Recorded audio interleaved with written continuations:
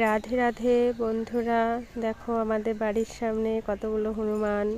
আমাদের বাড়ির সামনে তো জঙ্গল, তো এখানে প্রচুর হনুমান থাকে।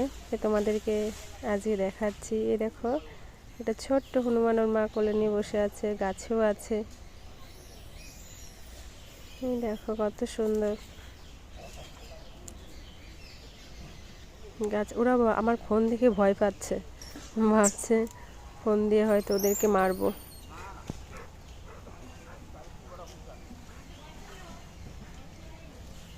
এই দেখো আম গাছে দুটো।